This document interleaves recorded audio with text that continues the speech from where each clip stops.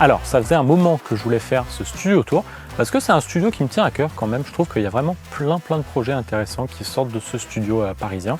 Et puis aussi, question de son, c'est quand même un bon client. Il y a vraiment beaucoup de matériel, plein de matériel vintage hyper cool. Et puis Jordan et Fred, ils le connaissent par cœur.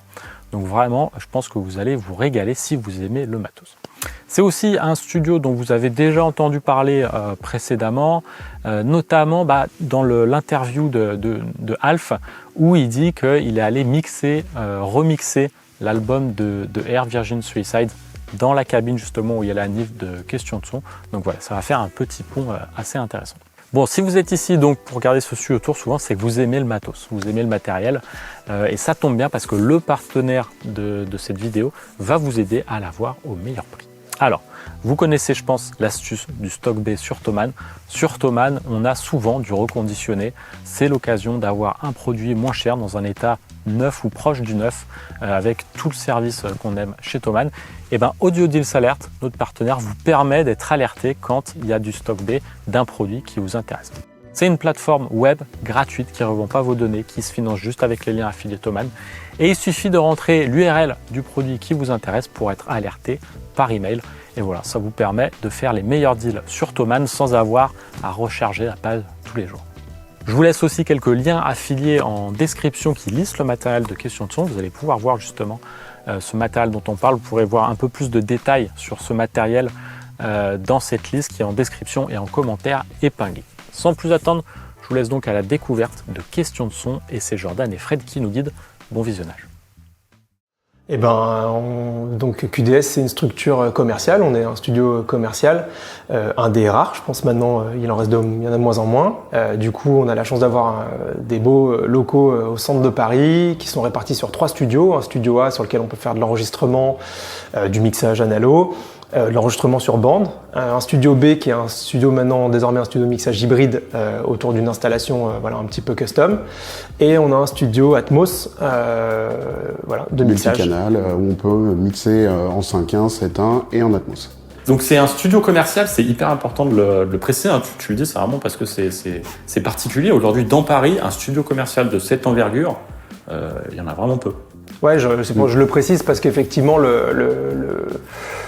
comment dire, aujourd'hui, il y a de plus en plus d'ingénieurs du son, connus, moins connus, qui se sont fait leur propre structure. Et forcément, ils n'ont pas les mêmes enjeux que nous. Nous, on a des enjeux ici qui sont lourds, financiers, qui sont basés sur un business plan qui commence un peu à dater.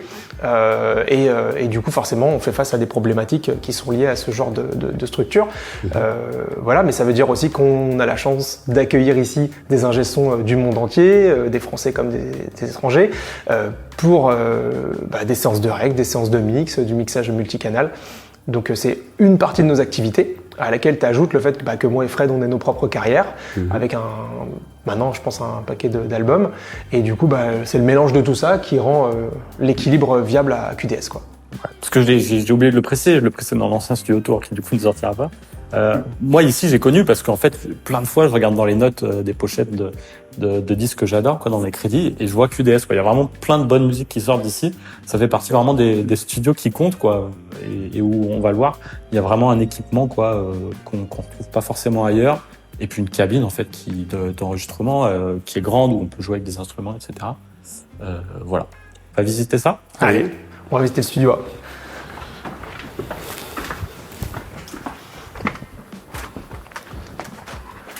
Bienvenue dans la régie, studio A. Bon, le cœur de la cabine, une vieille console. C'est ça, ouais, c'est un peu notre bébé. C'est une console qu'on a beaucoup entretenue, un peu améliorée aussi, et puis sur laquelle on travaille quotidiennement. On a beaucoup de chance. C'est une console assez rare. C'est quoi? Alors c'est une Nive EMI. C'est des modèles qui étaient faits spécialement pour les studios EMI. Et c'est une super console, vraiment, on en est très content. On a beaucoup travaillé dessus. Comme on peut voir, il y a un écran qui est au centre maintenant. Donc c'est une console qu'on a coupée en deux, splittée. Et on a aussi déporté le patch. Et on en a profité pour l'améliorer, ajouter des bus. Vraiment, ça allait en super condition. Et c'est notre bébé, quoi. Alors, en fait, il faut savoir que juste EMI, donc Abbey Road, principalement. En fait, à un moment, a vu la montée de la mode Nive arriver dans les studios et ils ont du coup fait une demande à Nive en disant voilà, nous on serait peut-être intéressés par vos consoles, mais il y a des spécificités ici à Abbey Road qui sont ça. Et ça a obligé du coup Nive à créer et à designer ces consoles uniques pour répondre aux demandes. Donc ça va autant sur l'audio, vraiment le signal pass qui a ses spécificités, avec un module qui est propre à très peu de séries de consoles, ou en tout cas EMI, donc un 1093 ou un 1095, qui est une sorte de variante du 1081, mais qui n'a rien à voir à plein d'égards, donc les transfos, quelques autres montages, enfin voilà. Et certaines fréquences, certaines choses. Et du coup, derrière aussi, c'est tout la façon dont est conçue la console à l'intérieur. Donc en gros, l'idée c'était que à Abbey Road, faut pas oublier, le business principal, c'était quand même la musique classique et la prise de son orchestre. Et donc ils avaient une envie d'avoir une console qui avait un taux de distorsion très bas. Et pour ces raisons-là, ils ont fait plein de changements par rapport à leurs habitudes. Donc ça, c'est déjà un point. Donc il y a des transfos qui ont été triés chez le fournisseur spécifiquement pour ça. Le fait que le signal, en fait, quand il repasse dans les bus, il redescend à un niveau micro, il est toujours remonté par un transfo step-up qui est un transfo micro. Donc il y a aussi un truc de rapport signal sur bruit qui est excellent. Et la résultante, c'est qu'on a un gros son Nive avec des transitoires hyper rapides, ce qui n'est pas le cas normalement des modules classe AB. Donc ça nous donne vraiment un son spécifique. Donc tu as une console qui pour l'époque est clean. Pour aujourd'hui, pas vraiment. Ah si. On a un bruit de fond qui est en dessous de 80 dB. Ouais, je veux dire, t'as quand même une couleur de. Ah ouais, mais ça sert à rien à voir. Ouais, mais ce qu'on appelle clean, c'est pas ça. C'est-à-dire que si tu veux, si t'allumes, je sais pas, une Trident 65, déjà, le niveau de bruit de fond et de distorsion, il est hyper haut. Tu vois. Et nous, on n'est pas là-dedans. La couleur, elle est liée à la façon dont est conçue une console Nive, c'est-à-dire il y a un transfo d'entrée, un transfo de sortie à chaque module, et ça va driver un fader, et ce fader va driver un autre module de sortie qui lui-même a un transfo d'entrée, un transfo de sortie. Donc si tu veux, chaque prise qu'on fait passe au minimum par 4 transfos. Donc forcément la couleur, elle est là, elle est liée à ça. Et toutes les machines, en général, quand les gens disent c'est coloré, c'est le transfo et pas autre chose. Même les machines à tube, ce qui colore, c'est le transfo, pas le tube. Ou un petit peu le tube, évidemment, la façon dont c'est conçu. Mais voilà, en tout cas, la console, elle avait vraiment plein de trucs, notamment la partie centrale aussi, qui était très complexe, parce qu'elle permettait aux ingénieurs du son de gérer un plateau d'orchestre, donc de pouvoir gérer la façon dont elles alimentaient les retours. Même le SLS, c'est dingue. Le matrissage du SLS est très complet. Comment tu peux parler au conducteur de la session. Enfin, tu vois, tout le tollback est déjà très complet. C'est-à-dire qu'il y a une sorte de mini console rien que pour la sortie, pour la partie centrale. Et aujourd'hui, est-ce que vous utilisez ces options de routing avancées ou bien sûr, bien sûr, on a tout recablé, tout restauré. Alors évidemment, nous, on n'a pas les mêmes besoins qu'un plateau comme 200 mètres carrés à Abbey Road, enfin ou plus.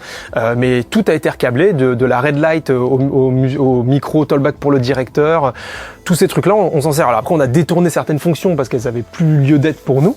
Voilà, mais globalement on a tout restauré. L'autre particularité aussi pour cette console, c'est que c'est donc des consoles qu'on appelle split, donc c'est-à-dire d'un côté tu as le channel et de l'autre partie tu as le monitor. Cette console de base était déjà conçue pour que les deux parties se summent.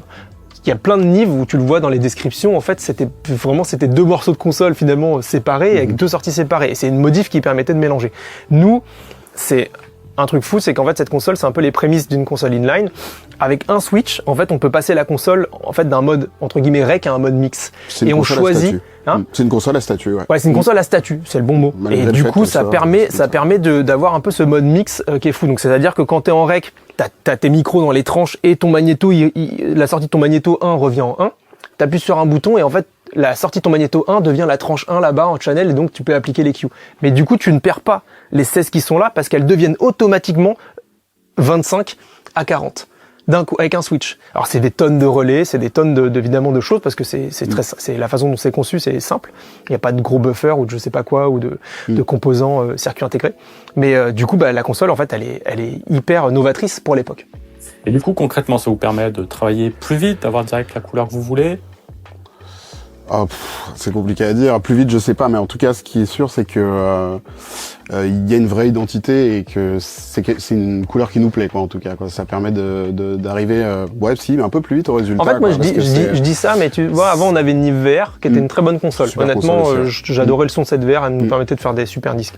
Et sur la fin, on était quand même sur un truc, on avait une Nive VR, on avait des tonnes de préamps à côté, donc on avait genre 4 1073 originaux, on avait des V72, des V67, enfin, tu vois, on avait plein de préamps. Et à la fin, comme tout le monde, j'ai fait des sessions où tu passes juste ton kick là-dedans, enfin tu vois, t'es un peu ton truc. Et à la fin, je faisais quand même toutes les sessions, tout dans la VR.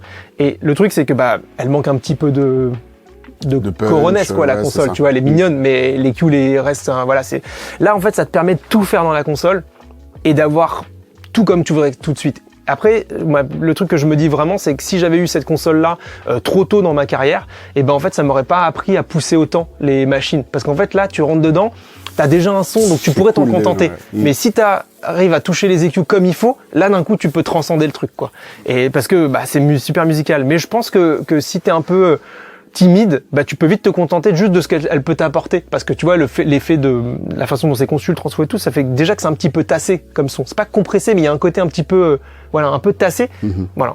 Donc mais oui, c'est exceptionnel. En fait, tu fais des drums là-dedans, tu te demandes comment on faisait avant. Ouais. Clairement. Ok. Et de passer tout un groupe là-dedans, surtout. Ah, moi je trouve que c'est ça le plus fou. Ouais. C'est vraiment je sais pas comment dire, il y a une unité de son, quoi. Ouais, vraiment. En même temps, c'est vrai que les consoles, elles ont été là depuis les débuts de l'enregistrement. On est habitué à ce que ça passe dans les mêmes tranches. Et puis d'un coup, on a quitté ça. Un peu, ouais. Bah, en fait, on a été habitué à un demi-siècle quoi, de disques qui sont passés. Mais je pense que c'était une envie aussi. Alors déjà, il y a eu, je pense qu'il y a quand même beaucoup de studios commerciaux qui ont été faits autour de consoles SSL, qui sont des très très bonnes consoles en termes d'ergonomie, de DQ, de compresseurs et tout, mais qui les préamps étaient quand même un petit peu médium, un peu dur, qui étaient mortels pour faire du rock, je pense globalement, ou même un peu ce son le hip-hop des années 90. Mais dès que tu voulais revenir à des choses quand même un peu plus chaudes, un peu plus truc, c'était pas fou. Donc en fait, les mecs aimaient bien avoir la SSL pour la logique et le matrissage. Et finalement, t'utilisais quand même un certain nombre de préamps à côté pour faire le truc. C'est toujours cool, mais je trouve qu'on gagne beaucoup en cohérence à avoir le même, désolé pour l'anglicisme parce que j'ai pas en français celui-là, mais le même phase shifting en fait de tes micros. C'est-à-dire qu'en fait, si t'entends de la phase, en fait, il est lié à comment t'as posé tes micros et pas juste ton décalage. Tu vois, quand tu fais une drum et que tu te dis, tiens, j'ai tel préamp pour le kick, tel préamp pour la snare, tel voiture et que d'un coup c'est tout ça. Bah, en fait, tous ces défauts de phase, ils peuvent être liés aussi au parcours que met le son à faire des petits quarts de tour liés dans chaque électronique. Et à la fin, tu sais plus d'où vient le truc. Alors, tu peux toujours compenser en déplaçant le micro, mais néanmoins, le fait de tout faire dans la même console, qui a vraiment le même parcours, le même truc, donc voilà. On parle pas de latence, mais on parle vraiment de phase shift. Ça change quelque chose vraiment. Tu gagnes beaucoup en cohérence. Ok. On parle de la cabine, la monitoring, l'acoustique. C'est une cabine qui est dans sa V2, comme on peut le voir. En fait, c'était une cabine qui avait été designée à la base par Michel Deluc. Et en fait, quand on a intégré cette console à la pièce, on a eu besoin de faire des modifications. Et du coup, ça a été redessiné par Christian Melkurt. On a conservé les enceintes de Michel, qui sont des enceintes custom. Donc ça tourne autour de TAD, un Dome ATC et un Twitter Scan Speak. Au Beryllium. Et en fait, on a donc réintégré ces enceintes. Ces enceintes-là, on les retrouve aussi dans le Studio B, qui est notre studio de mixage. Et voilà, on en est plutôt content. Et pour les Nearfield, on a des ATC25. C'est des enceintes qu'on a choisies. On a essayé beaucoup de choses. On a écouté un peu tout ce qui se faisait dans ce format litrage dans le marché, quoi. Et en fait, on s'est arrêté là-dessus. On a équipé toute notre cabine avec ça, quoi. Voilà, à peu près, quoi. Après, on était déjà un peu des fans de Dome ATC. De Dome ATC, globalement, quand une cohérence, ça fait 2 Dome ATC. Ouais, ça, mais pas dans le, quand même dans le même. Après, sens, pour parler monitoring, parce que j'imagine ça t'intéresse peut-être. Du coup, donc les grosses, en fait, elles sont traitées par un Xylica. Donc, c'est-à-dire, on a la sortie stéréo qui alimente un Xylica. Et dans le Xylica, elles sont splittées en 6 canaux. C'est ça. Aigu, médium, grave, gauche et droite. Donc, ça fait 6 canaux. Et donc, dans ce Xylica, il y a tout le process que Michel a fait, où il y a un travail sur les retards, sur l'équalisation, sur les filtrages. Et donc, l'enceinte, elle est créée donc en filtrage actif.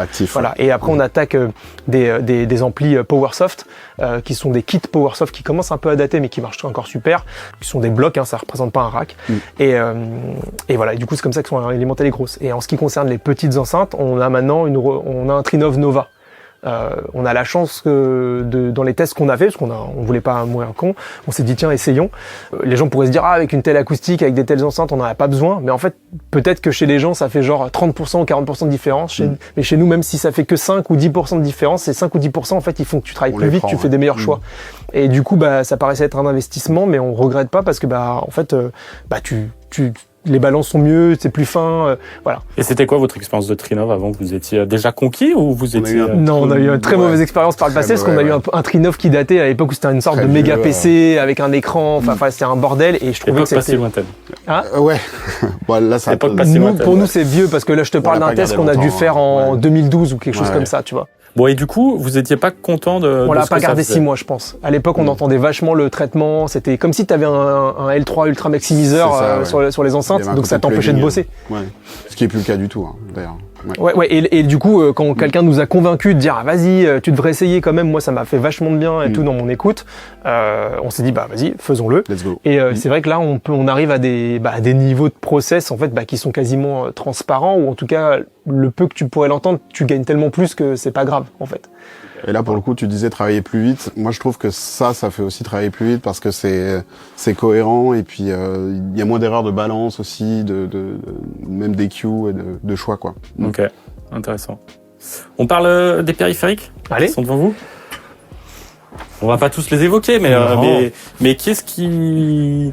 Bon, c'est que des classiques, il y a rien de, Ah, je vois non. rien d'ésotique. Bah non, on n'est pas là-dedans. Alors là, on est quand même, encore une fois, rappelons-le, dans un studio commercial. T'es un G-son, t'es américain, tu viens de Nashville, tu viens chez nous, t'as pas envie tu vois, t'as pas envie de rapprendre la vie. Donc finalement, t'es là, t'as une console, c'est un classique, t'as des périphs, c'est des classiques, t'as des micros, c'est des classiques. C'est-à-dire que du coup, t'es à peu près T'es à la sûr de maison. retrouver, ouais, t'es C'est petit. confortable. Et du coup, c'est hyper important pour nous dans des studios comme celui-ci d'avoir des choses qui peuvent sembler très classiques, mais en fait, c'est déjà, si c'est aussi classique que ça, c'est parce que ça a fait ses preuves et que ça marche. Donc, ouais. Donc ce studio est vraiment assez simple dans le choix. Par contre, pour nous, c'est peut-être le plus beau rack qu'on ait jamais fait dans toute l'histoire Ouais. de QDS. En fait, Ce rack-là, bien, c'est le plus fou. Mm. Est-ce que quelqu'un me montre le plus utilisé, l'outil le plus utilisé? On n'aura pas le même. On fera des mots, on bosse Ouais. pas de la même manière. Ouah, Alors, Fred moi, vu la console, c'est les Pultec, quoi. Donc en fait, c'est vraiment ces EQ là. C'est une couleur qui est évidemment très différente de la console et pour le coup qui moi me plaisent beaucoup. Qu'est-ce que j'utilise beaucoup aussi? Le GML, c'est systématique. Le CL1B pour les voix et le 33609 pour tout ce qui est batterie, etc. Moi, c'est et aussi les DBX. En fait, si tu veux, là, c'est un peu une synthèse. Pas très original tout ça. Bah, je suis désolé, mais je crois que ça, encore une fois, ça a fait ses preuves. C'est des machines, c'est des machines qui sont vraiment des outils naturels, quoi, pour faire de la prise et c'est des machines que j'adore, quoi. Ok. Et comme tu peux voir, il y a pas énorme finalement de préampli externe et les V76 aussi, j'en suis un peu fan. Ouais. Alors parle-nous, c'est quoi le Alors V76, c'est un peu le graal du préampli à lampe. En plus, on a eu de la chance de les trouver avec des numéros de série consécutifs, ce qui est assez rare. Et de fabriquer des petites boîtes qu'on peut balader comme ça aussi, ça c'est cool. Sur certains types de voix, c'est fantastique. Les stéréos, bah, pareil de batterie sur les micros à ruban, ce genre de choses, ça c'est vraiment un truc que moi j'affectionne en tout cas. Ok. Est-ce que quelqu'un me parle de la machine qui est en bas à droite? En fait, comme tout le monde, hein, on avait tous le fantasme du Fairchild. Donc forcément, on a eu la chance, nous, par le passé, d'avoir une paire de IR 660 qu'on verra en bas, mais qui, en fait, je pense, n'a rien à voir avec un Fairchild. Donc les IR sont inspirés du Fairchild. Exactement. Complet, Ça reste des Varimu type Fairchild, mais c'est une inspiration parce que c'est pas du tout le même principe, c'est pas les mêmes tubes, c'est pas le même montage. On retrouve quelques points communs, mais c'est tout. Du coup, bah, en gros, quand on a refait ce studio, on a fait des choix à l'époque où on a revendu du matos, notamment dans Transfer Magneto. Enfin voilà, quelques choix, et on s'est dit que ça serait pas mal, vu qu'on réorganisait le studio, quand même d'avoir une masterpiece comme ça. C'était un peu aussi l'idée de se dire qu'on allait avoir un super beau compresseur stéréo, tu vois, pour faire des pianos, pour faire des choses comme ça. On manquait un petit peu de ce truc un peu glu. On avait beaucoup de machines nerveuses en compresseur. Et du coup, ça nous a semblé logique. Et moi, perso, par exemple, c'est une des machines où, enfin, je pense qu'elle est allumée à chaque session actuellement parce que je m'en sers autant pour faire une voix, si je fais une voix lead, que un piano ou des rooms de batterie. Enfin, tu vois, tu peux vraiment, il y a une amplitude d'utilisation qui est énorme. Et je suis hyper content du son, de la finition aussi de la machine. Ça vraiment t'en apporte ton oseille. Clairement, c'est un gros budget. Mais vu comment on l'utilise, franchement, on regrette pas. Et est-ce que tu compresses avec? Bien sûr. Ça peut être autant ce que j'appelle le petit bisou, enfin c'est une expression de Fred ça, le fait de vraiment que l'aiguille, tu vois, elle bouge à peine, juste elle est là pour faire le garde-fou, et je trouve ça hyper classe de pouvoir la gérer comme ça. Autant ça m'arrive de le bastonner, et ça c'est un truc qui n'est possible aussi que parce qu'ils ont créé cette modif en bas, d'avoir accès en fait à un threshold variable que tu peux modifier en parallèle de celui qui est vraiment dans la détection. Ouais. Et en plus, d'avoir l'attaque et le release disponibles en variable, c'est vraiment mortel. Notamment, comme je disais, sur les batteries, tu vois, ou si tu s'en sers juste en overhead ou sur des rooms où t'as pas forcément envie d'avoir la même amplitude d'action. Tu vois, sur des rooms, clairement, j'ai envie que ça s'entende, je veux que ça tabasse. Bah là, je vais être content d'avoir accès à ces outils-là, de faire des attaques rapides, des releases rapides, enfin, tu vois, ou plus ou moins en fonction de ce que tu veux laisser passer comme transitoire. Voilà, ça c'est vraiment top. Et du coup, ça devient un outil vraiment très complet. Je suis hyper content. Par contre, c'est pas, si les gens se posent la question, c'est pas un truc que je mettrais moi sur le master. Alors que j'ai vu qu'il y a plein de gens qui le font. C'est pas forcément pour ça que je l'ai acheté. Ok. Voilà. Et sinon, j'y pensais, c'est vrai qu'on parlait juste de préamble de console et tout, on est quand même cohérent dans notre affaire, parce qu'on a une console de 48 voix par le passé, on a vendu, aujourd'hui on a plus que 24 préamps, donc en complément, Fred disait on n'a pas tant de préamps externes, mais quand même, on a un rack de 8 212 API, qui sont les modules qu'on retrouve en haut des API Vision, donc c'est vraiment le module d'étage d'une console, qui a rien à voir avec le 512, nous on préfère le son de ça, on a eu des 512 par le passé qu'on a revendu, et on est tombé accro de ce petit préampli, qu'on a complété par une série d'EQ originaux, à part les graphiques là qui sont des rééditions. Ça nous permet un peu d'avoir une sorte de mini sidecar API, ce qui est parfois vraiment mortel. Ça m'arrive de temps en temps, assez rarement, on va pas se mentir, mais de temps en temps, ça m'arrive de faire toute une drum avec. Ça arrive sur quoi? Sur les drums? Ouais. Après, sur les guitares, ça défonce, sur la basse, ça défonce. Enfin, c'est vraiment un truc que tu peux t'en servir aux yeux fermés sur tout et n'importe quoi. Mais c'est vrai que là, d'un coup, quand tu veux le truc un peu nerveux, avec beaucoup de médium, ça défonce. Et en parallèle, on a aussi fait l'acquisition d'un Millenia. On était hyper contents aussi parce qu'on a quand même beaucoup de matos, même s'il semble classique, c'est quand même que du matériel vintage. On était content d'avoir un préamp neuf, moderne, avec un super rapport signal sur bruit, pour tout ce qui était micro justement, qui sont clean, ouais. Et donc là, quand tu fais un quatuor, des cordes ou un piano un peu classique, t'es content aussi de pouvoir attaquer juste ça tout droit. Au passage, on a aussi une petite paire de préamps qui sont cool qu'on range là, et qui sont c'est un des meilleurs achats qu'on ait fait ces derniers temps. Des Ampex. Ouais, c'est des Ampex reconditionnés par une boîte qui s'appelle Electric & Company, qui du coup se sert de la structure de l'Ampex à la base, mais il modifie quand même beaucoup de choses, et ça devient chaque en fait sont des préamps stéréo. Donc ce sont des préamps stéréo à lampe avec un schéma très basique. En vrai, c'est pas très compliqué. Voilà, et le son il est exceptionnel et le gain est exceptionnel. Par exemple, vraiment sur les micros à ruban, c'est fabuleux. En DI, c'est exceptionnel. Voilà, super préamp, un truc qu'on regrette pas. Et évidemment, le MT 140, les gens passent devant, ils s'en rendent pas compte, mais elle est là dans le couloir. Bon, là on arrive sur le plateau qui est préinstallé pour une session qui aura lieu cet après-midi. Donc c'est peut-être ça vous projette un peu dans l'espace. Là-bas ça a l'air cloisonné, mais en fait derrière les panneaux il y a plus d'espace. C'est la Stone Room dans lequel on peut faire des batteries, des claviers, importe. Mais là elle est en config voix parce que cet après-midi on fait une session live où on pourra du coup justement isoler la voix des trois musiciens pour pouvoir traiter. Et on se retrouve du coup avec un petit boost en plus sur le côté où on peut y faire, là, pour le coup, là on va faire l'ampli guitare, mais ça peut être un chanteur, ça peut être une contrebasse, une percu, importe. Et du coup, notre Stone Room se ferme pour pouvoir justement isoler une source sonore assez importante. On a vraiment une isolation qui est vraiment suffisante pour mettre une batterie et n'en avoir quasiment pas du tout dans les micros de cette pièce. Du piano, de l'autre instrumentiste. Et voilà, du coup, ça rend le truc super cool. Donc comme tu peux voir, on a déjà pas mal de petits micros sympas qui sont sortis. On a une très belle collection de micros. Il y a un sacré parc micro ici alors. Ouais, on a un sacré parc micro. Je pense que dans l'esprit du studio, si tu dois parler vraiment de couleur quand tu veux faire de la peinture, je pense que c'est les micros le plus important finalement. C'est-à-dire qu'évidemment tout le reste c'est super, mais si tu devais garder le minimum, ça serait garder juste des bons préamps et des très bons micros, tu vois. C'est ça qui fait que tu peux faire du son en fait. Donc encore une fois, faut pas oublier, je pense, peut-être on l'a pas précisé, mais on est quand même un studio on produit beaucoup de musique acoustique, donc beaucoup de musique qui est basée sur des prises de son. Ouais. Forcément, c'est important pour nous. Ouais. Et cette cabine alors, pareil, Michel Deluc. Ouais, Michel Deluc toujours aussi. Il a dessiné la seule mouture de cette cabine. Avec beaucoup de modifs à nous quand même sur la longueur. Ouais, on a ajouté un peu de traitement au plafond. On a refait quand même beaucoup de trucs finalement. Quelques rideaux parce qu'on avait besoin de matifier parfois certaines zones. C'est une cabine qui est vraiment super. Moi, je l'aime beaucoup. Elle est live mais pas trop. Elle a juste ce qu'il faut. Et en fait, on arrive quand même à tenir à 5-6 musiciens dans un mode band. Ouais, même 7, hein. Même 7. Et en fait, on arrive à splitter quand même les sources, comme montrait Jordan tout à l'heure avec ses portes. Et le boost qui est ici. Alors, on a aussi un boost qui est au sous-sol qu'on peut connecter, ajouter un ampli pour un bassiste, pour un guitariste. Du coup, en fait, on arrive vraiment à produire un live de groupe en une fois, quoi.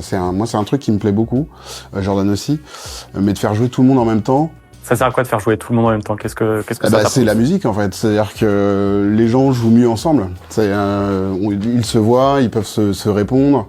Dans certains styles, c'est important que les gens jouent ensemble, quoi. Typiquement, le jazz, enfin, il y a plein de styles de musique où il peut se créer quelque chose de nouveau parce que le bassiste a vu que le batteur allait faire ça, etc. Il y a une sorte de synergie et ça, moi, j'y crois vachement, c'est hyper important, quoi. Et c'est un truc qu'on arrive à faire ici, quoi. Ok. C'est dans la culture du studio. On a pensé le studio pour du live, c'est-à-dire que là, sans rentrer dans les détails techniques, mais la conception de nos pages, de nos circuits casques, tout a été pensé pour faire du live. Au-delà de la philosophie qu'on a derrière d'aimer faire ça, parce que ça représente la musique qu'on aime et l'énergie et le fait de faire de la musique ensemble, enfin tout ce qu'il peut y avoir derrière ça. Nous, on a vraiment pensé le studio au max pour accueillir ce genre de session, et on a de la chance que les gens ils l'aient compris et que les gens viennent. Ça oriente aussi les projets, quoi. Bien sûr, ça oriente les projets, les gens viennent ici pour ça. Donc ça nous permet d'avoir ça. Donc c'est pour nous une grande source de plaisir d'avoir régulièrement des belles sessions, que ça soit avec des batteries, des pianos, des cordes, il y a aussi des instruments cuivres qui sont là disponibles, et du coup c'est vrai que ça attire vachement, quoi. Le côté d'avoir plein d'amplis différents, les claviers un peu classiques, des Wurlitz, des Rhodes, etc. Ça, c'est des trucs qu'on retrouve pas forcément dans plein de studios.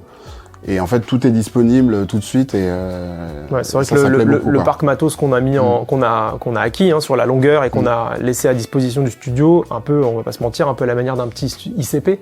Tu vois, le studio en Belgique, ça nous avait beaucoup inspiré à l'époque de voir la créativité que tu pouvais avoir sur place en ayant tout ça à portée de main. Ça nous a motivés, nous, sur les presque 20 ans qu'on aura bientôt de QDS, d'avoir acquis tout ce matériel. Donc c'est des guitares, des claviers, des synthés, des petites pédales, des petits accessoires à droite à gauche, mais qui font que justement on gagne en fluidité. Sur quelqu'un se dit tiens, j'ai une idée, ça serait cool qu'on puisse faire ça, on peut le faire et on peut y répondre très rapidement sans être dans des galères de devoir créer des adaptateurs ou faire des loops. On est dans un truc qu'on a vraiment poussé. On a poussé les possibilités de ça. Ouais, et puis on a essayé de se mettre à la place des musiciens qui viennent aussi, de toujours avoir des instruments dans de bonnes conditions. Ça paraît bête, mais des cordes en bon état sur des guitares, parce que c'est pareil, s'il faut la jouer, faut qu'elle soit fonctionnelle tout de suite. Et c'est pareil pour tous les claviers. L'orgue, il a été beaucoup travaillé, par exemple, celui qui est là. On a ajouté des petites fonctions un peu cool aussi, les contrôles de Leslie, les stops, les reverbs, tout ça, c'est des trucs qui aide à la créativité. Encore une fois, il faut que la technique, elle serve à ça, quoi, à fluidifier le travail et que ce soit, on fait de la musique et tout est un peu possible. Ouais, bien sûr. Donc là, si on veut jouer de l'orgue rapidement, on peut le faire de l'orgue tout de suite. Il marche direct. Il est pas là en déco, il y a pas de déco ici. Tout fonctionne. Mais je crois que Fred, il a dit un truc important parce que c'est un truc je crois qu'on se le répète souvent, mais on a été quand même très branché par la technique. Il fut un temps dans la façon dont l'approche qu'on a eue de studio, dans la façon dont on l'a conçu, parce que pour ceux qui le savent pas, en fait, quand même, Fred et moi, on a quasiment construit cet endroit de nos mains, même si évidemment on a eu des prestataires qui nous ont aidés, mais on a fait énormément de nous. On s'occupe quand même de tout le côté technique. On a acheté cette console, on l'a démontée, remontée, entièrement restaurée. C'était le cas de la précédente aussi, c'était le cas de la SSL. Enfin, même si de temps en temps, on fait appel à un prestataire pro parce que tu fais face à un truc. On fait pas ça tous les jours non plus. On a ce truc où on a été très technique pendant très longtemps parce qu'on avait besoin je pense, d'aller au bout de ça et que ça nous a permis de faire l'acquisition de tout ce matos, de le rentabiliser, des trucs. Aujourd'hui, on est quand même sur un autre discours qui est celui de on a tout ce matos, on en est super content, on capitalise là-dessus, mais c'est la musique avant tout. C'est-à-dire qu'on a fait de ça pour faire de la musique. On est là pour faire de la musique, on veut faire des disques. Pas dire que le reste importe peu, mais au final, maintenant, il y a plus que ça en tête. C'est-à-dire comment on peut faire les meilleurs disques avec dans les meilleures conditions et qu'on soit à l'aise, quoi. Mode croisière sur QDS, il n'y a plus trop de soucis techniques à gérer toute la journée. C'est notre vie, les soucis techniques. On fait que ça. Ouais, mais c'est quand même plus mineur qu'au début, quoi. C'est moins rock'n'roll. Ouais, on a moins de gros enjeux. Mais on a toujours des sujets. On se trouve des trucs à faire. Désolé, le mode croisière, c'était Non, pas du tout. Non, mais t'as raison, c'est vrai. C'est pas une mauvaise expression. On a quand même le train, il est lancé. C'est-à-dire que le train, il est lancé. Après, on a quand même des embûches. Il y a des embûches de tout ordre, qui peuvent être techniques, qui peuvent être financiers, qui peuvent être. Faut pas croire. C'est pas parce qu'on en est là avec ce beau studio que on sait qu'est-ce que peuvent pencher les gens d'une structure comme la nôtre. On en chie beaucoup plus qu'on en a l'air. C'est pas la croisière, on l'a pas sur le côté tranquille. On est endetté monter jusqu'aux os, on peut pas se rémunérer ce qu'on veut. Enfin voilà, on est quand même dans un truc où on a fait des sacrifices qui commencent à être longs, parce qu'on est sur presque 20 ans. Un peu, ouais. Voilà, donc on a perdu beaucoup de cheveux et blanchi beaucoup la barbe entre le moment où on a signé les papiers à la banque et maintenant, et on est toujours au même endroit. Donc voilà, non, il y a quand même des enjeux derrière qui sont très lourds, qu'il faut pas sous-estimer. Après, on regrette rien. Il y a des moments, c'est plus dur que d'autres, parce que t'es fatigué, parce que t'en as marre, parce que et puis il y a des moments, t'es, comme tu dis, c'est un peu la croisière. Si t'enchaînes les bons projets, que t'as du coup des bonnes nouvelles, des bons retours, que t'as pas de problème d'argent, en tout cas dans les finances à un moment, d'un coup tu retrouves tes fois, tu vois, le retour il est positif, mais j'imagine que c'est la vie qu'on a choisie et qui est celle de tous nos partenaires, musiciens et compagnie. Ça reste quand même une vie en dents de scie. Tu vois, c'est pas aussi droit que ça en a l'air. Ok. Et du coup, en 20 ans, est-ce que vous avez vu des évolutions de... Il y a 20 ans, les studios, ils fermaient, les grands studios. Ouais. Et donc vous avez décidé d'ouvrir un studio à ce moment-là ? En fait, on a surtout ouvert un studio qui était dans un autre format, quoi. C'est-à-dire que... Parce que oui, c'est vrai que là, c'est grand pour aujourd'hui, pour l'époque. C'était... Attention, peut-être qu'on précise, parce que c'est pas, on parle comme si tout le monde savait. En fait, on a eu un premier studio de fin 2005 à fin 2010.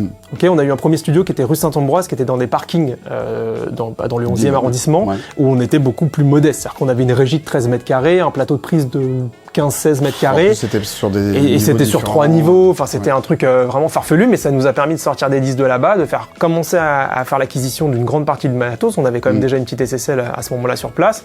Et ce parcours-là nous a fait réaliser qu'on avait monté un business plan de studio qui correspondait au format possible à ce moment-là. La crise, elle est arrivée parce qu'il y a eu la crise du disque et que du coup les studios qui tournaient avant, ils étaient quand même basés sur une économie qui était quand même beaucoup plus lourde.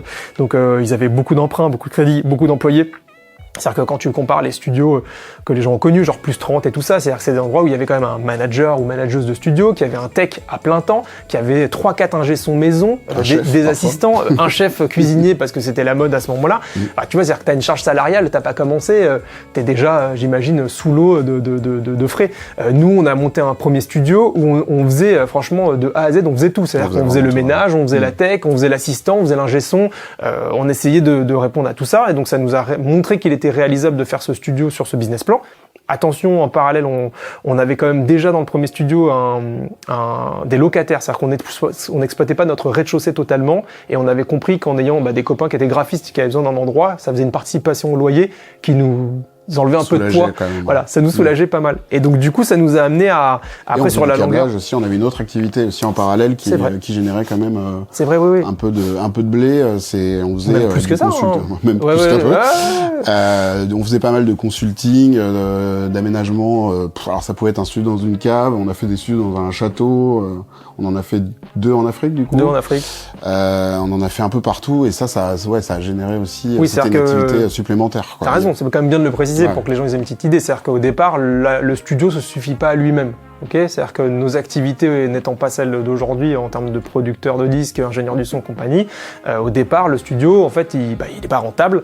Et c'est toutes les activités annexes, comme donc le câblage, la prestation que Fred vient d'expliquer, qui nous permettent d'arriver à un point d'équilibre à peu près correct et qui du coup, lancé par pas mal de choses, va nous motiver à se dire ok, on est un peu à l'étroit dans notre premier studio, on a la possibilité de passer à autre chose. Bon, il y a eu plein d'étapes entre ça, mais on va pas détailler ça maintenant.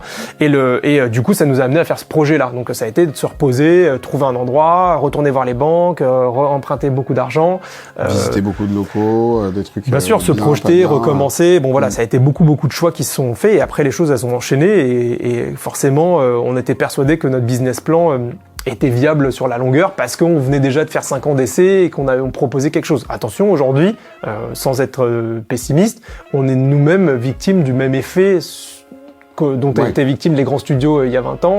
On commence à ressentir ça aussi, c'est-à-dire que quand on a ouvert ici, il y avait du coup de l'activité de mixage par des ingénieurs du son extérieur. C'était une vraie activité commerciale, donc on avait des mecs qui venaient 3 semaines, ils faisaient venir un Américain pour mixer un album en France. Tu prenais 3 semaines parce qu'il y avait le mix, les recalls. La console, il fallait. Voilà, il fallait un assistant plein temps, c'était normal. Aujourd'hui, le même projet, il va venir faire 5 jours de prise ici. Et puis on va plus le revoir parce que ce même producteur américain mixeur, il est chez lui, il a un laptop et il fait ça dans sa pièce dans laquelle il a mis 3 mousses. Et c'est comme ça que ça fait. Donc en fait, l'activité de mixage commercial, elle a quasiment disparu, sauf sur l'activité multicanal, ça peut-être on en parlera en bas, et la nôtre évidemment. Donc le modèle a évolué. Le modèle a beaucoup évolué, ouais. On a carrément, on n'est plus du tout sur le même business plan que celui qu'on avait quand on a ouvert ici fin 2011. On passe à la cabine suivante, justement, Allez, c'est l'occasion de voir les évolutions. Ok, là il y a du changement. Voilà, il y a beaucoup de changements. On avait une SSL 4000 ici, qui était la console qu'on avait déjà à Saint-Ambroise, le studio dont on a parlé tout à l'heure. Donc cette console, on l'a gardée un paquet d'années.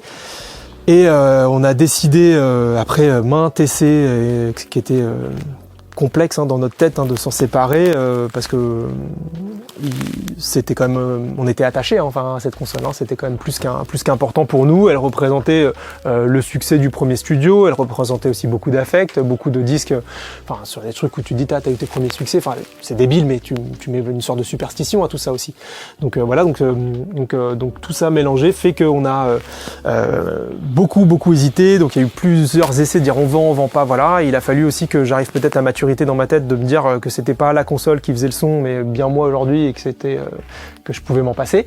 Et je suis passé par une période où j'ai été jusqu'au full hybride, full in the box pour revenir à un truc plus hybride, et ça m'a permis de revenir en arrière et de décider de faire un setup technique qui est vraiment hybride et qui correspond à ma façon de travailler aujourd'hui.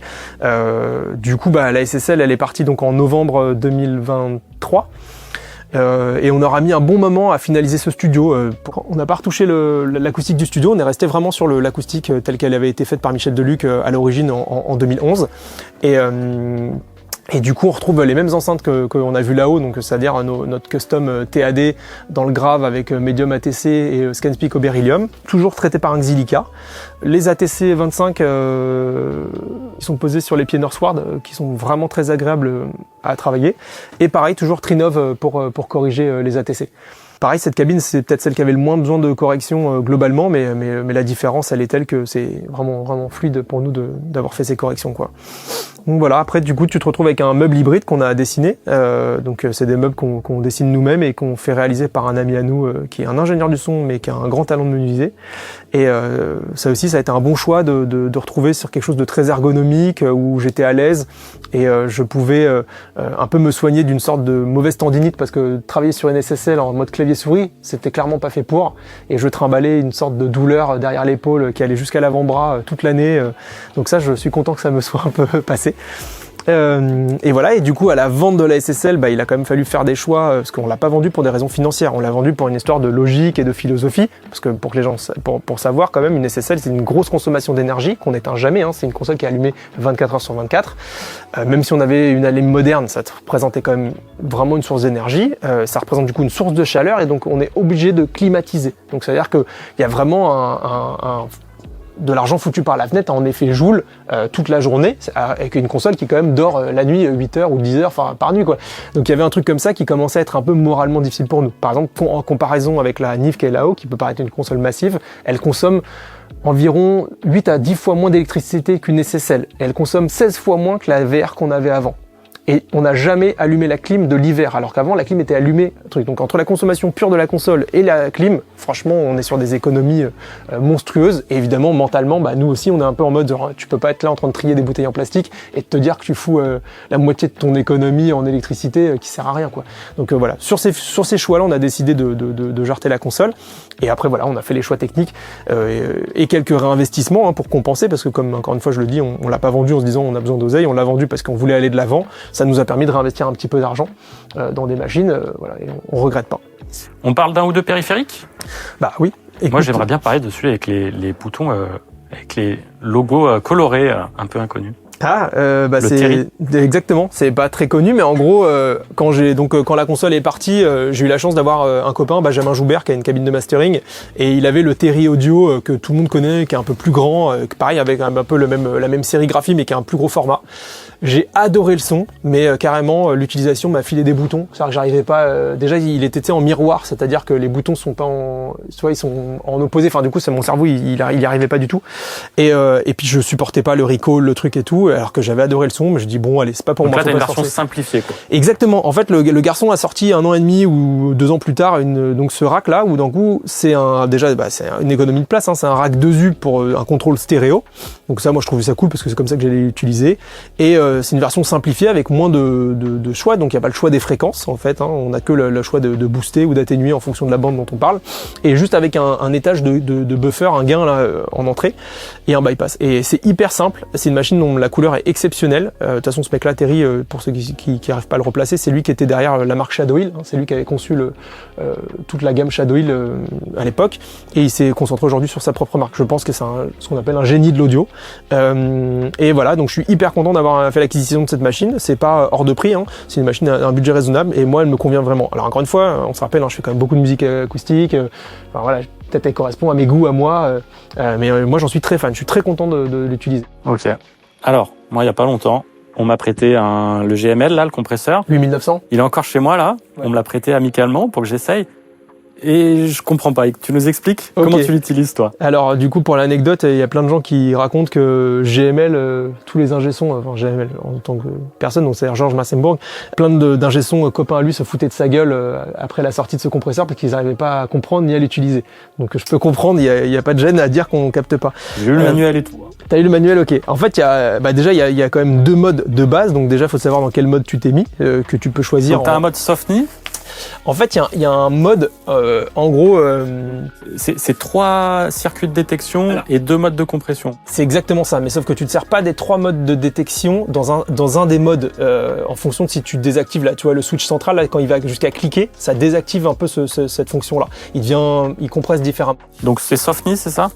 C'est le bouton Softni, je sais pas comment il le Ah oui, t'as raison, pardon, c'est Softni. Quand tu mets tout en bas. Quand tu mets tout en bas, ça fait pas le même mode. Moi, c'est pas comme ça que je m'en sers. Alors toi, tu t'en sers pourquoi? Alors, honnêtement, c'est une machine dont j'ai fait l'acquisition suite à la vente de la console. C'est un truc que je rêvais d'avoir parce que j'avais eu un super feeling les peu de fois que je l'avais utilisé, mais j'avais envie d'aller plus loin là-dedans. Et en gros, ces derniers temps, je l'ai quand même pas mal utilisé sur le Master.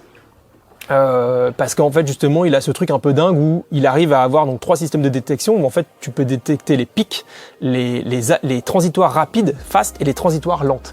Et il va du coup compresser ces 3 paramètres de façon comme une moyenne, tout en agissant un peu différemment. Et c'est ça qui est mortel. Donc tu vois, avec le fast et le pic, tu peux interagir donc différemment sur les crêtes. Et après, tu as la compression normale. Et du coup, il y a une forme de transparence. Je sais pas, en fait, tu sais, c'est un peu le truc aussi où par le passé, j'ai eu des machines où j'avais toujours envie que ça fasse beaucoup de couleurs. Tu vois, quand je rentrais dans une machine, s'il se passait pas un truc très différent, je me disais, ah non, c'est nul, elle a pas de charisme cette machine. Et ben avec l'âge, en fait, tu penses pas à ça comme ça, tu vois l'inverse en fait. C'est-à-dire que là, du coup, je suis hyper content des fois d'avoir obtenu un résultat déjà dans ma balance et je suis en train de me dire, tiens, j'aimerais bien mettre un truc sur le Master pour peaufiner, mais j'ai pas envie que ça change, ça casse mon équilibre. Et j'arrive vraiment avec cette machine à trouver ce truc-là, c'est-à-dire vraiment à contrôler la dynamique sans que ça soit odieux. Clairement, je pense qu'on peut l'utiliser autrement. Je suis pas encore j'ai pas eu l'occasion ou les projets pour aller là-dedans, c'est-à-dire en serveur. Je sais qu'il y a pas mal de gens qui s'en servent, notamment par exemple aussi en parallèle, parce que justement, ça peut être hyper intéressant de l'avoir soit sur un bus batterie parallèle, soit peut-être sur d'autres choses. Moi, actuellement, dans l'utilisation que je n'ai, j'adore m'en servir voilà, sur le Master. Franchement, la quantité de réinduction que je vais faire, elle est vraiment minime. Hein. C'est-à-dire que je vais être sur même pas 1, 2,5 dB max, mais je trouve ça vraiment exceptionnel comment ça me tient tout et je suis assez content de la couleur. Après, je m'en suis servi aussi donc du coup sur d'autres trucs, c'est-à-dire que toutes les machines qui sont là, même si elles ont l'air d'être sur le Master, hein, tout est disponible au patch et je peux les brancher. J'ai une multitude d'inserts disponibles directement sur Pro Tools. J'adore, tu vois, dernièrement, je m'en suis servi sur des pianos. J'ai trouvé exceptionnel le résultat que j'ai pu faire. Du coup, je faisais carrément le combo avec l'EQ GML, parce que j'ai aussi l'EQ. Combo EQ compresseur. Tu vois, sur un piano que je trouvais pas ouf, derrière j'ai réussi vraiment à m'en faire un truc hyper beau, hyper chaud, alors que je partais d'une source moyenne, quoi. Ok. On parle de quelques machines derrière toi? Bien sûr. Bon, pareil, hein, pas d'ésotérisme ici, des grands classiques. Alors pas d'ésotérisme, bon, c'est comme là-haut, il y a toujours un ou deux trucs un peu rigolos, ouais, on est sur des classiques. Moi ici le studio il a été vraiment fait pour encore une fois hein, pour faire un accueil commercial. Donc désolé, là on est en pleine réparation, donc il y a quelques trous. Donc dans le rack à l'avant normalement il est censé avoir un Varimu, là il est censé avoir un Purple MC76 et là il est censé avoir le Gates qui est là-bas, donc un compresseur mono vintage, mais c'est des machines qu'on est en train de réparer en ce moment et donc du coup on les remet pas dans les racks quand elles marchent pas pour pas solliciter, enfin pour pas que les gens aient envie de se servir d'une machine alors qu'elle est pas disponible. C'est ce qu'on fait par habitude. Du coup bah écoute, assez classique, hein, j'ai pas des milliers de trucs effectivement qui changent, mais j'ai les AMS dont je me sers tout le temps, le H3000 je m'en sers beaucoup, le DIMD j'y suis très accroché, j'ai quelques machines auto que j'adore pour leur couleur, et puis c'est Cocorico, donc on est quand même content d'avoir des belles machines qui sont faites ici en France.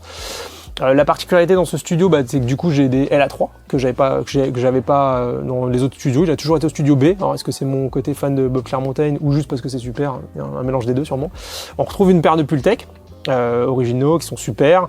On a 2-3 toys, tu vois, j'ai un 3630 Alesis qui est le compresseur un peu mythique des Daft Punk du premier album où on disait qu'ils avaient fait un peu tout le son avec ça, enfin et d'autres disques parce que le sidechain était marrant. On retrouve un 3309, TG Limiter aussi que j'adore, qui sert beaucoup sur les bus en général. Ça c'est quand même une machine qu'on voit pas partout, hein. J'ai donc un Vacrack, il y a plein de gens qui connaissent quand même maintenant parce qu'en plus il y a un plugin et tout, mais c'est un de nos compresseurs préférés avec Fred, c'est un double opto, un peu genre type LA2A mais avec des paramètres un peu plus accessibles. Et celui-là c'est une version où en fait il est cannelé, ce qui est pratique pour le recall, et c'est une version anniversaire donc où il y avait un filtre variable sur la détection et plus de ratio. Donc c'est une version un peu limitée il me semble, je crois. Je me souviens pas du nombre d'exemplaires, mais elle est un peu plus limitée. Et voilà, donc ça c'est un truc qu'on adore par exemple, que plus je m'en sers, plus j'apprends à le découvrir. C'est-à-dire que déjà sur les voix c'est exceptionnel parce que là tu peux compresser genre 4, 5, 6 dB et genre limite ça s'entend pas. C'est assez beau dans ce sens-là. Et après en fait la couleur aussi du montage de la lampe de sortie, c'est assez beau. Donc des fois je passe aussi juste au travers de la musique ou pareil je compresse à peine, mais c'est juste pour de la couleur quoi. Ici, on retrouve un truc un peu différent, ça a l'air d'être des 1073, mais c'est pas des 1073, c'est des 2076. Donc en fait, c'est des 1073 qui ont juste un étage de préampli en haut et qui appartenaient à la NIV qu'on a vu dans le studio A. Ils étaient sur le départ aux. On trouvait ça un peu débile d'avoir des EQ de cette qualité sur le départ aux, donc on les a remplacés par juste un bus classique et ça nous a permis nous de les racker dans le studio et d'avoir cette couleur de NIV au niveau line, donc c'est pratique pour équaliser. Dans les petites choses, donc comme je disais, qui manquent aussi. À la base, on attendait aussi un peu là de se refaire au niveau sous et compagnie. On aimerait récupérer des EQ Capi, qui se trouve, on en a eu par le passé. Donc c'est une marque qui fait du do-it-yourself ou pas, parce qu'on peut les acheter montés, un peu API style, et ils font des super copies donc du 550. On en a eu une paire par le passé, on adore, et je pense qu'on aimerait bien en avoir 4 ici dans ce studio pour retrouver cette couleur API qu'on adore nous à l'EQ. Et en plus c'est cranté, c'est pratique. Dans les trucs fun, on a un transceiver là de chez TK Audio qui est en fait une sorte de 4 canaux Reamp DI qui permet en fait pour nous de mettre des pédales directement en insert sur du plus 4 dB, donc ça veut dire je peux directement foutre la biphase en insert dans Pro Tools juste par cet étage de buffer qui me permet de mettre des pédales en direct. Et donc du coup j'ai une multitude de petites pédales que j'ai tout le temps à portée de main, et ça c'est un truc qu'on adore faire ici, Fred aussi, de se servir de nos pédales, que ce soit des distorsions, des phasers, des chorus, tout ça, c'est vraiment des choses qui amènent une couleur et qui font partie de notre façon de travailler. Donc on est assez accro à ça, donc on a quand même 4 canaux avec le transceiver et on en a 2 de plus grâce au Analog Process EFX qui sont fabriqués par Didier Bader, un tech français. C'est lui qui fait ces formats 500 et ils sont super et hyper intéressants en DI également. Voilà. Et puis quelques toys là-bas qu'on retrouve, des mixeurs phaser, flanger, doubleur et voilà, et le rack. Ça c'est vraiment top. Et sinon on a toujours en dispo, on a une autre EMT à plaque, on a une 240 dont la remote est là, donc elle est toujours câblée sur le B, et une EMT 252, donc ça c'est la télécommande, pareil un classique de la reverb digitale qui fait partie vraiment des trucs qu'on affectionne et qu'on utilise beaucoup. Voilà. Après tu vois techniquement ce qui fait la particularité de ce studio, c'est le fait qu'on a un sommateur qui soit matricé dans un Dutch Audio. Que j'ai fait customiser parce que j'ai une façon de travailler qui me permet en fait non pas d'avoir que l'input en début de chaîne, mais j'ai aussi un input en milieu de chaîne qui me permet en fait de traiter la musique en amont de la façon dont je vais ajouter la voix au mix.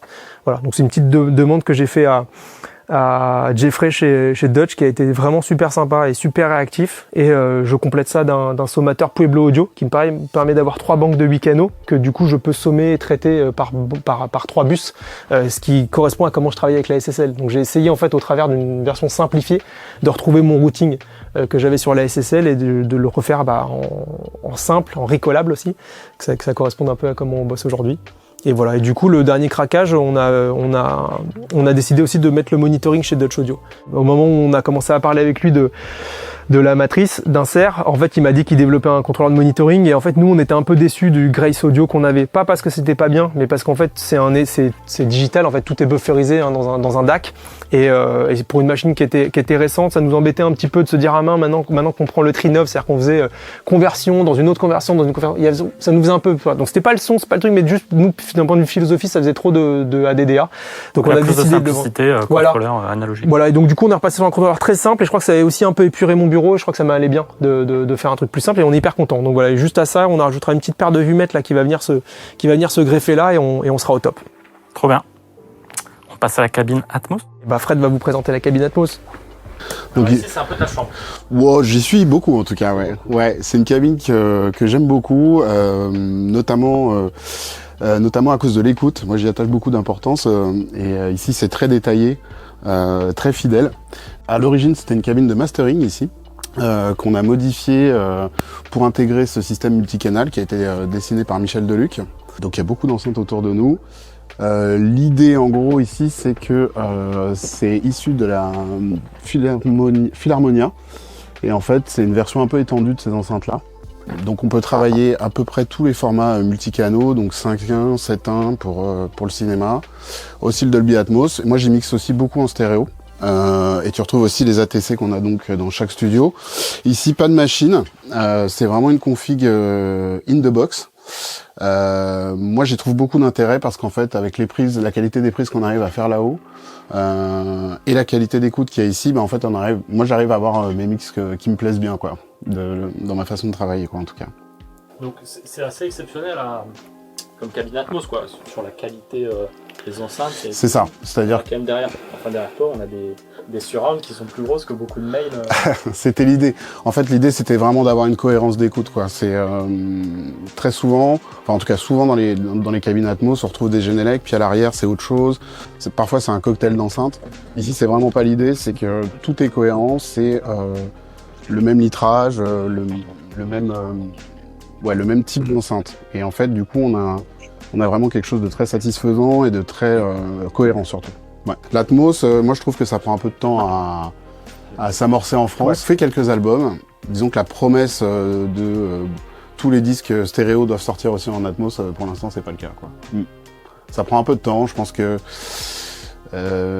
c'est par manque de réflexe, ça prend un peu de temps à se mettre en place, ouais. Par contre je trouve ça vraiment excitant et vraiment intéressant comme méthode de travail, et surtout si elle est anticipée dans la production, c'est-à-dire que je pense aux disques qui vont être faits. Si c'est anticipé dans la composition et la production, ça va être génial, quoi. On sort des règles un peu de la stéréo, quoi. C'est quoi un mix Atmos réussi ? C'est un mix où on n'entend plus les enceintes. Moi, je pense que c'est un truc... alors, on parle pas du binaural, mais en tout cas, c'est un mix, je pense, où c'est pleinement immersif et englobant, entourant... on oublie les enceintes et on oublie surtout le plan stéréo, quoi. C'est le fameux gauche-droite. Et il faut que ce soit créatif, quoi. Encore une fois, je pense que quand ce sera vraiment intégré à la production et qu'on se dira la basse peut très bien être à l'arrière-gauche et c'est pas un sujet, je pense que ce sera vraiment cool. Faut que ce soit dans l'écriture, quoi. Ok, trop bien. Autre chose à dire sur cette cabine ? Bah ouais, en fait c'est un peu plus simple ici, hein. C'est vraiment axé autour d'un ordi, c'est complètement in the box. Moi c'est une méthode que j'utilise depuis un petit moment, pour être franc, c'est depuis le Covid, où je me suis retrouvé chez moi à devoir finir des albums et devoir assumer le travail que j'avais en cours, et c'est une méthode qui m'a plu. Moi j'étais un peu un forcené de l'analogique, même aussi pour le mixage, et en fait j'ai réussi à trouver des outils qui me correspondent bien, qui me permettent de travailler plus vite, hein, aussi. C'est aussi important, et puis de pouvoir jongler d'un projet à un autre dans la même journée facilement, ça c'est un confort que j'aime beaucoup. Moi, je crois vachement aussi au fait d'avoir du recul, donc de pouvoir switcher d'un truc à un autre, c'est un truc qui me parle bien, quoi. Les placards magiques. Alors attends, alors peut-être on va. Alors attendez, avant qu'on parle micro, c'est quoi la statuette? C'est une vanne, ça, pour le coup. On a un ancien assistant qui est parti vivre à Los Angeles et qui nous a ramené ça Pour Noël. pour Noël. C'est un cadeau. C'est plus une petite vanne. C'est une statuette avec marqué Best Team. Voilà. Ouais. On doit lui manquer suffisamment pour. Donc on peut lui passer un coucou, c'est Jocelyn. Bon allez, on parle micro. Ouais. Bah du coup, on est dans le bureau qui fait tout. Hein. Ici, c'est la direction, atelier de réparation, stockage, / tout ce que tu peux imaginer. Donc on a des périphes partout, des restes partout. Bon voilà. Et du coup, on cache aussi notre trésor. Donc on a pas mal de choses à dispo. Donc il y en a pas mal qui étaient sortis sur le plateau. Donc sur le plateau, tu as pu voir, je pense, 67 et un beau U47. Mais on cache donc d'autres 67, on a la chance d'en avoir 3. C'est notre micro préféré, je pense, globalement. On a évidemment des classiques genre 47 fêtes, qui sont des trucs super. On a aussi moins commun, mais c'est assez connu aussi, KM86, on en a une paire. Il y a le SM69. Voilà, ça c'est le micro voilà, qu'on regrette pas du tout d'avoir acheté. SM69. SM69. Alors SM69, techniquement, il y a des gens qui pourraient dire que c'est un double 67, mais c'est pas le cas, parce qu'en fait, les tubes dedans, c'est des AC701. Donc l'AC701, c'est un mini-tube miniature Telefunken, qui était un tube populaire chez Neumann, parce qu'il était utilisé dans les M49. Ouais, M49, ouais. Et au truc, et en fait, à l'époque, du coup, ils ont décidé de faire un micro stéréo. J'imagine que pour la place, c'était plus facile d'utiliser 2 micros miniatures. Donc en fait, miniature. Donc c'est 2 capsules de 67 avec du coup 2 tubes dedans qui permettent d'avoir un micro stéréo. Et en fait, ce qui est fou, c'est que donc la capsule supérieure est montée sur un axe où tu peux faire une rotation à 180 degrés quasiment. Donc ça te permet de faire des prises stéréo XY, de faire des MS, parce qu'à partir de la lime, tu peux changer la polarité de chaque capsule. Donc ça, c'est vraiment mortel. Et donc en fait, pour la petite anecdote, il y a quand même des micros qui ont été faits avec la même logique en mono, qui s'appelle les 367, et il y a d'autres numéros de série qui correspondent. En fait, c'était des demandes comme l'ORTF. En fait, donc en France, les studios de l'ORTF, ils avaient pas envie d'avoir des alimes différentes pour chaque micro. Du coup, ils ont demandé à Neumann de leur faire que des micros avec des AC701. Comme ça, en fait, ils pouvaient avoir des alimes, des multi-alimes, et que chaque alim pouvait en fait alimenter tous les micros. Ils n'avaient pas à se prendre la tête. Donc c'est pour ça qu'on trouve des micros qui s'appellent les KM 254, 256, qui sont en fait des micros qui correspondent à des Neumann comme nous on a. Par exemple là, nous on a des KM56, sauf qu'en fait ils étaient en bas avec un énorme tuchel, ce qui faisait que bah du coup la même alim pouvait être l'alim d'un 67 comme d'un 56. Voilà, ça c'est un KM56, donc c'est un micro, on l'appelle le mini 47, je sais pas pourquoi, mais du coup c'est une mini capsule. Je peux pas te dire de bêtises, je crois qu'elle est en nickel cette capsule là, je crois que ça fait la particularité du son, avec un petit tube miniature, et ce petit micro bah, il est magnifique, franchement ça sonne exceptionnel, on a la chance d'en avoir une paire, ça c'est des bijoux quoi. Ouais. Et donc à ne pas confondre avec le KM86 qui n'est pas du tout la version à transistor du KM56, ça serait plutôt le KM88, la version à transistor du KM56. Et du coup voilà, on a plein de belles choses, donc là on a parlé de Neumann, de statique, mais on cache évidemment des trésors, on a la chance d'avoir un DX77, donc c'est un micro à ruban. Hop, je te le sors, tiens. Qui ressemble à un gros comprimé et qui est super. Et c'est un micro qu'on utilise pas mal sur les voix, les guitares acoustiques. C'est très typé. Ça a été le micro de voix aussi de Amy Winehouse récemment, mais de plein d'artistes aussi. Et ce qui est assez cool, c'est qu'il a une directivité variable, ce qui est assez rare pour un micro à ruban. Et en fait, on le voit pas, je crois qu'on le voit par transparence, mais la variabilité, c'est un mécanisme. En fait, il y a une sorte de cache qui du coup vient cacher le lobe arrière. Et du coup, par cet effet-là, il change la directivité du micro à ruban qui est de base que figurant 8. Ouais. On a aussi un RCA 44 original. Donc voilà, ça fait partie des pièces sympathiques du studio qu'on adore et qu'on utilise et qu'on adore surtout là, les voix, les sax, batterie mono, enfin voilà, ça marche du feu de Dieu, tu te poses pas de questions. C'est vrai que ça fait des trucs, bon, il y a de l'affect, hein, évidemment c'est des outils qu'on aime pour le son, et aussi on a de l'affect parce que c'est des belles pièces. On a aussi le 44 français qui c'est le Melodium 42B, je pense qu'on le voit dans plein de studios en France parce que c'était facile à trouver pour nous en France et voilà, mais c'est pas tout à fait le même son qu'un RCA. C'est un peu plus cracra, et le nôtre il est un petit peu plus cracra aussi dans le look. Et ça, par exemple, c'est super, c'est un peu moins sensible, donc je l'utiliserai pas forcément pour faire des voix ou je sais pas, ou genre un sax. Par contre, sur une batterie, c'est monstrueux. Ouais. Il y a une couleur, c'est bien dark et c'est top. C'est réédité aujourd'hui, je sais, j'ai jamais essayé, mais ça se trouve les rééditions sont super fiables. Faudrait essayer. Bon, voilà, pour ceux qui connaissent pas, pour finir les rubans, le Coles, c'est quand même le micro très cool à avoir, qui existe en tout neuf, qui a une couleur mortelle, qui est hyper facile à utiliser. Franchement, tu peux tout faire. Ça, il faut l'avoir, ça. Disons qu'une fois que tu as eu un 57, un 421, et tu vois, une fois que tu as passé les quelques basiques, genre 57, 420, je sais pas, M88, SM7, si t'as pas les moyens de t'acheter un statique, le premier truc à acheter c'est ça, parce que ça se trouve. Je dis les rubans en général, parce qu'il y a des alternatives. Je pense aux Coles qui sont très très cool à des moindres coûts, mais ça tu l'as pour la vie.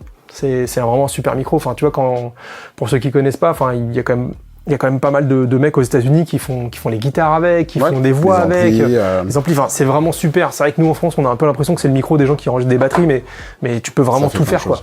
Ouais. Les cuivres. En room, c'est mortel. Les cuivres, c'est mortel. Enfin, c'est vraiment super beau. Nous, on adore les micros à ruban, donc on en a pas mal. Du coup, comme je disais, on a pas mal de C4. On a 4 C414 maintenant vintage, les EB. Donc ça, c'est vraiment, on y est très attaché aussi à cette petite version, parce qu'on a eu des 414 différents par le passé, qu'on a tous fini par vendre, qui sont pour nous pas du même acabit que ceux-là, clairement. Donc on regrette pas d'avoir fait ce choix. Et après, on a plein de trucs rigolos dans les dynamiques aussi. On est assez fan de... Le plus rigolo. Il y a le Ball and Biscuit là. Je sais pas, nous on aime bien ce genre de choses. Tu vois, ça c'est des Electro Voice, donc c'est la même marque que le fameux RE20 que tout le monde connaît, que tout le monde utilise, qui est un super micro. Et du coup, ils avaient des micros comme ça par le passé, qui étaient à la base des micros de chant live, tout ça. Et en fait, Sono aussi un peu. Sono, ouais. Aussi, ouais. Et en fait, c'est vraiment des dynamiques qui marchent super bien. Franchement, dès que tu commences à faire des guitares, des choses et tout. C'est très noté. Ouais, c'est vraiment des outils, vraiment des vraies couleurs, Donc ça, genre par exemple, nous on va adorer ce genre de truc. Après, je sais pas. On parlait de micro à ruban, on adore celui-ci, quoi, qui était une marque Reslo, une marque anglaise, qui avait fait le micro pour la BBC. Donc c'est un petit micro à ruban, ça défonce. Ouais. C'est vraiment super. Après, dans les trucs un peu fun, qu'est-ce qu'on va avoir dans les... Ça, par exemple, c'est un classique. Tu vois, je les ai pas eu. 509, à ne pas confondre avec les autres, mais en fait, en gros, c'est un peu le micro que les gens ils ont l'impression de mettre sur les amplis guitare en live là, sauf que ça, c'est la version un petit peu antérieure. Et en gros, ça défonce sur les amplis guitare, et sur les toms. Ça a fait les voix à une époque aussi. Ouais, il y a des gens qui faisaient des voix aussi dans certains styles de musique. Super micro. Vraiment, c'est des trucs que tu vois sur la longueur, en fait, tu redécouvres des micros comme ça et tu te rends compte que c'est vraiment pratique à avoir et c'est des classiques. On en a une petite paire et franchement, on regrette pas. Après, voilà, on collectionne aussi des trucs des fois juste un peu pour le look, tu vois. Ça, c'est American Microphone. C'est un micro que tu vois souvent dans les films, dès qu'ils veulent faire un peu de l'époque. Tu regardes la couleur qu'il a. Le métal, il est presque violet si tu le regardes à la lumière, avec le circuit doré. C'est un peu une sorte pareil, un peu genre Electro Voice, quoi. On est un peu dans une sorte d'ancêtre de l'RE20, mais je trouve le design, c'est splendide. C'est une sorte de beauté, tu vois. Donc ça, c'est des micros qu'on adore. Par contre, tu t'en sers pas tous les jours, mais... C'est bien de l'avoir. Alors, pourquoi autant de micros? Ça sert à quoi d'avoir plein de micros différents? Ce qu'on disait tout à l'heure, en fait, c'est-à-dire que c'est ta première palette de couleurs, c'est les micros. C'est-à-dire qu'en fait... si t'as la philosophie derrière ça, en fait, c'est surtout un truc de te dire, tu vois, t'as une source, tu mets ton oreille, tu te dis, tiens, c'est marrant, j'aime bien la guitare comme il la joue, mais il y a une fréquence, elle est un peu chiante, ou elle est un peu agressive, ou ça sort pas assez. Si tu prends le bon micro tout de suite, c'est-à-dire un micro qui va soit gommer, soit booster ce que tu veux, dès le départ, en fait, tu t'es épargné 3 heures de notch dans un Fab Filter, tu vois ce que je veux dire? Et ça, tu peux le faire avec le micro. Faut-il déjà avoir les micros, les connaître, et être capable de faire sortir ce résultat de tes micros. Et c'est ça, je pense, qui est important dans le fait d'avoir plein de micros, c'est le fait de pouvoir se dire, t'as tout autant de couleurs disponibles à ta guise, la couleur dans ce que tu voulais, parce que là on parle de dire tiens on veut faire telle esthétique, tel résultat. Ça, surtout, ouais. Et derrière surtout le truc de se dire on peut corriger ou amplifier un détail tout de suite. Et ça c'est hyper important, parce que finalement si tu commences à dire tiens il y a ça, il y a ça qui, je sais pas, un truc qui tourne, j'aime pas, c'est pas vrai. Mais finalement toi derrière tu vas équaliser, un petit peu compressé. Puis les choses en fait elles s'accumulent. Puis finalement après tu te trimbales un truc qui est parfois il est un peu amplifié par le résultat final. Alors que si tu l'avais gommé dès le départ en faisant juste le bon choix de placement avec le bon micro, t'as réglé une grande partie du problème, quoi. Ok. Et il est où le U87? Eh ben, il y en a pas à Cliès? Si, on l'a pas sorti parce que ça semblait trop évident, mais évidemment on en a deux. Est-ce qu'il est utilisé? Grave. Ah oui.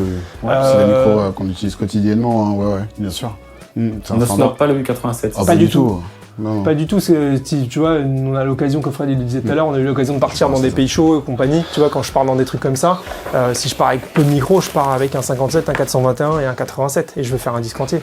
Et le 87, c'est un super micro. C'est vraiment un super micro. Après, forcément, nous... Dans cette version-là, surtout, ouais. Ouais, on n'a pas des versions vintage. On a une version intermédiaire qui s'appelle P48 où il y a encore l'emplacement de la pile. C'est pas les comme aujourd'hui avec le... C'est pas les AI. C'est pas les AI, c'est ceux d'avant. On a un petit affect pour cette version parce qu'on trouvait que le son était cool et qu'ils étaient fiables, il y avait un bon rapport signal-bruit. Enfin voilà, plein de raisons. Nous, on a investi une paire là-dedans et on les adore. Franchement, bien sûr. Il ressemble globalement à un 87, tout ce qu'on pourrait penser de normal, sauf qu'effectivement quand on l'ouvre, on va se retrouver avec cette petite particularité d'avoir ce petit emplacement batterie qui était du coup disponible pour les gens qui faisaient de l'enregistrement portatif. Et comme on peut le voir, il est quand même dans un état genre méga clean, malgré qu'il soit utilisé, on voit les traces. Nous, on s'en sert vraiment pour plein de raisons, surtout. Après voilà, on a tellement de micros que voilà, on peut le snobber un petit peu, mais je pense qu'il y a peu de sessions live où je n'ai pas la paire de 87 sur le plateau. Ok. Donc, vous disiez, vous êtes un peu inspiré de ICP à Bruxelles. La particularité d'avoir beaucoup de backline. Ouais, c'est ça. C'est un peu comme les micros, c'est-à-dire que c'est pour des raisons stylistiques aussi. Hein. On a pas mal d'alternatives. Des guitares acoustiques, quelques 12 cordes, beaucoup de guitares électriques. C'est un peu notre dada. Des basses, quelques synthés aussi. Et c'est vrai que de proposer ça tout de suite aux musiciens, ça les inspire. Donc parfois juste de changer la guitare, la personne va jouer différemment et proposer quelque chose d'autre. Beaucoup de pédales, beaucoup d'ampli guitare, quoi. C'est vraiment notre truc. Et aussi un truc, c'est que ce qui est agréable pour certains musiciens, notamment les internationaux, c'est qu'ils peuvent venir un peu les mains dans les poches et trouver quand même un backline de qualité ici, quoi. Okay. Que ce soit les batteries, les claviers, ce genre de choses, quoi. Est-ce que tu peux nous sortir la guitare qui va faire le plus rêver les amateurs de guitare de la chaîne? C'est assez rare de la retrouver dans cet état-là. Donc c'est une Civic 55 qui est incroyable, qui est une guitare que j'adore, enfin Jordan aussi, hein, qu'on adore vraiment. Elle est vraiment mint. Voilà. Les Paul TV Junior 55. 55, ouais. Pourquoi c'est bien ça? Ça passe à travers tous les mix, c'est extraordinaire, c'est super bien en rythmique, ça fait des solos, enfin c'est vraiment une très bonne guitare. Ça répond très bien aussi aux pédales, notamment les distorsions, toutes les pédales de drive, etc. C'est vraiment incroyable. Et même branché dans un ampli, juste dans un ampli, on peut faire beaucoup de choses avec cette guitare. C'est un bon outil, quoi. Au-delà du fait qu'elle soit aussi dans un état collection et que ce soit une version très rare, on a de l'affect pour la guitare pour ce qu'elle est, c'est vrai que musicalement, c'est la folie, quoi. Et elle a un mojo, quoi. C'est pareil, souvent les guitaristes nous disent on joue mieux quand on a cette guitare-là, elle a quelque chose de particulier, quoi. C'est vrai que c'est important, on parle de mojo quand on parle des instruments. Il faut que ça te parle, c'est ça qui est important, c'est que les gens, tu leur donnes un truc et tout de suite ça leur suggère ou ça leur permet de jouer quelque chose et parce que l'instrument, il leur permet de faire plus. Ouais. Moi, j'ai un peu ce rapport-là aussi avec les micros. C'est vrai que des fois, des micros, pas que j'ai oublié, mais que j'ai pas utilisé depuis longtemps, ça me fait faire des choses différemment aussi, et c'est inspirant, quoi. C'est quoi le futur, là, ces prochains mois, prochaines années? Qu'est-ce qui va changer ici? Changer, je ne sais plus. Je pense qu'on est arrivé pas au bout de l'endroit, mais en tout cas, il est dans la config un peu max de ce qu'on voulait faire. Donc juste des vues-mètres dans une cabine. C'est juste des vues-mètres, ouais, on est un peu au max. C'est les albums, hein, c'est les projets. Je pense que c'est ça qui donne envie. Ouais, c'est vraiment la musique.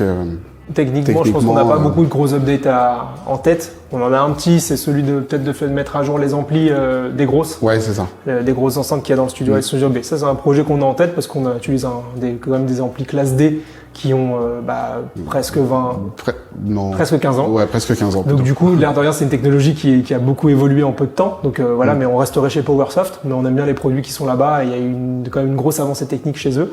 Donc ça, c'est un projet technique, mais c'est vraiment pas une obligation, c'est pas une urgence, on n'est pas là-dedans, mais c'est un truc qu'on a en tête. Sinon, pour le reste, franchement, je crois qu'on est arrivé à un moment où on a peaufiné notre outil pour qu'il soit suffisamment aiguisé pour faire tout ce qu'on voulait faire et les gens le reconnaissent et ils viennent chez nous pour ça.